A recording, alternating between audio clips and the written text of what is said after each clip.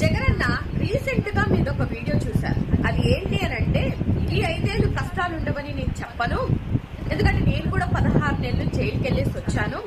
Definite గా చీకటి తర్వాత వెలుగు వస్తుంది అని చెప్పారు. Okay fine. ఆల్రెడీ మీకోసం అవమానాలు భరిస్తున్నాము, అమ్మనా బూతులు తిడుతున్నా భరిస్తున్నాము, కొడుతున్నా పడుతున్నాము, నరికి చంపేస్తున్నా, ప్రాణాలు ఇచ్చేస్తున్నారు, ఊరు వదిలిపెట్టి వెళ్ళిపోతున్నారు. అదే విధంగా దౌర్జన్యాలు చేసి ఆడవాళ్ళని రోడ్లకు నిలబెట్టినా కూడా భరిస్తూనే ఉన్నాము, భరిస్తాము కూడా. కానీ మీరు చేయాల్సినటువంటి ఒకే ఒక వాగ్దానం ఏంటంటే, రాబోయే దినాల్లో జగనన్న రావడం పక్కా. జనాలందరూ మళ్ళా జగనన్న గురించే ఆలోచిస్తున్నారు. జగనన్నే 2029లో సీఎం అవుతారు. ఆమెన్. జగనన్నే